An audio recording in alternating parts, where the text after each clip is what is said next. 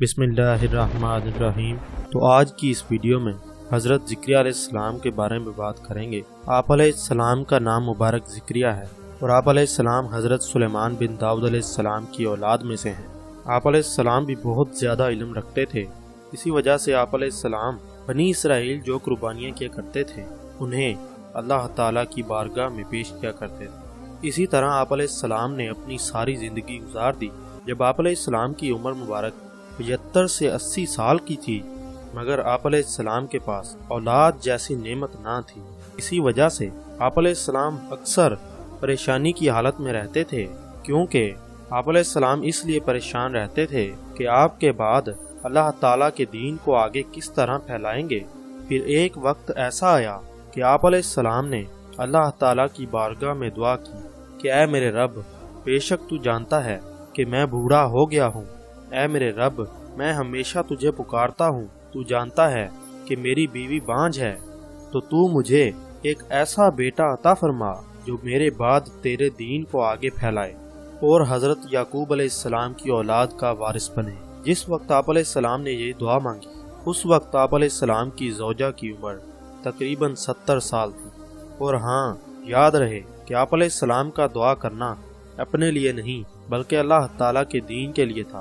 एक दिन आप अलैहिस्सलाम महराब के अंदर दरवाज़ा बंद करके नमाज अदा कर रहे थे कि लोगों ने बाहर से आवाज़ें देना शुरू कर दी कि हमें भी अंदर आने की इजाज़त दें।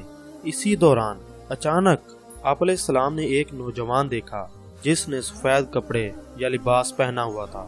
आखिर कौन था वो शख्स? वो शख्स थे हज़रत जिब्रील अलैहिस्सलाम। यही वो गैबी खबर थी जो जिब्रील अलैहिस्सलाम ने हज़रत ज़िक्रिया अलैहिस्सलाम को दी थी कि आप अलैहिस्सलाम के यहाँ एक ऐसा बेटा पैदा होगा जिसका नाम याहया होगा और वो अल्लाह ताला के नबी हज़रत ईसा अलैहिस्सलाम की तस्दीक करेगा। बेटे की खबर सुनकर आप अलैहिस्सलाम परेशान हो गए कि इस बुढ़ापे में औलाद कैसे पैदा होगी, जबकि मेरी बीवी भी बांझ है।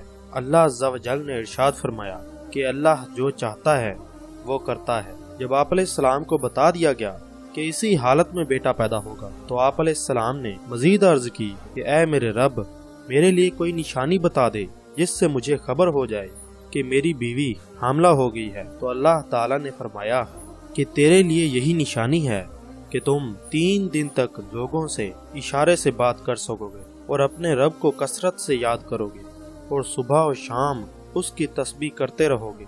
फिर एक दिन हज़रत ज़िक्रिया अलैहिस्सलाम अपनी नमाज की जगह से बाहर निकले और वहाँ पर लोग भी इंतज़ार कर रहे थे कि कब आप अलैहिस्सलाम दरवाज़ा खोलें और वो नमाज पढ़ें। जब आप अलैहिस्सलाम बाहर निकले तो लोग आपको देखकर हैरान रह गए, क्योंकि आप अलैहिस्सलाम का रंग बदला हुआ था। ये देखकर लोगों ने आप अलैहिस्सलाम से पूछा कि क्या हुआ। आप अलैहिस्सलाम ने उनसे इशारे से कहा कि सुबह और शाम तस्बीह करते रहो और हमेशा की तरह फजर और असर की नमाज अदा करते रहो। जब आप अलैहिस्सलाम ने देखा कि मैं बात नहीं कर पा रहा, तो आप अलैहिस्सलाम जान गए कि आप अलैहिस्सलाम की ज़ौजा हामला हो गई।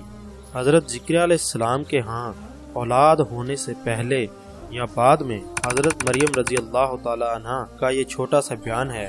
हज़रत हन्ना रज़ी अल्लाह ताला अन्हा ने हज़रत मरियम रज़ी अल्लाह ताला अन्हा की विलादत के बाद उन्हें एक कपड़े में लपेटकर उलमा के सामने पेश कर दिया ताकि वो उनको पालने की जिम्मेदारी ले लें। ये जितने भी उलमा थे ये हज़रत हारून अलैहिस्सलाम की औलाद में से थे और ये बैतुल मुक़द्दस की खिदमत करने के लिए थे। इन सब में से 27 के करीब हज़रत मरियम रज़ी अल्लाह ताला अन्हा की परवरिश करने के लिए तैयार थे और इन्हीं में हज़रत ज़िक्रिया अलैहिस्सलाम भी थे। आप अलैहिस्सलाम ने फरमाया, इनकी परवरिश करने का सबसे ज़्यादा हकदार मैं हूँ। इस पर सब ने कहा कि वो कैसे? तो आप अलैहिस्सलाम ने फरमाया कि इनकी खाला मेरे घर पर रहती है। तो इस पर सब ने कहा कि कुरानदाजी की जाए। इस कुरानदाजी में हर किसी को अपनी तौरात लिखने वाली कलम पानी में डालनी है। जिसकी कलम पानी के बहाव की दूसरी तरफ बहेगी वो हज़रत मरियम रज़ी अल्लाह ताला अन्हा की परवरिश का हकदार होगा। चुनाचा सब ने कलम पानी में डाली, लेकिन सिर्फ हज़रत ज़िक्रिया अलैहिस्सलाम की कलम पानी के बहाव की उल्टी तरफ बहने लगी। इस तरह हज़रत मरियम रज़ी अल्लाह ताला अन्हा आप अलैहिस्सलाम की परवरिश में आ गई।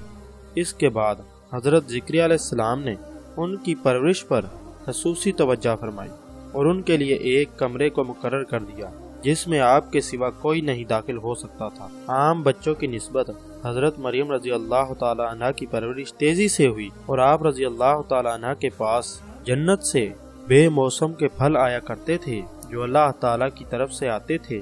مروی ہے کہ ایک دفعہ حضرت زکریا علیہ السلام گارے کی دیوار بنانے کے لیے مزدوری کر رہے تھے، جس کے نتیجے میں آپ علیہ السلام کو ایک روٹی کھانے کے لیے ملنی تھی۔ آپ علیہ السلام کھانا تناول فرما رہے تھے تو کچھ لوگ آپ علیہ السلام کے پاس آئے تو آپ علیہ السلام نے انہیں کھانے کی دعوت نہ دی۔ انہوں نے آپ علیہ السلام سے کہا کہ ہم ہی آپ سے کھانا مانگ لیتے تو اچھا ہوتا۔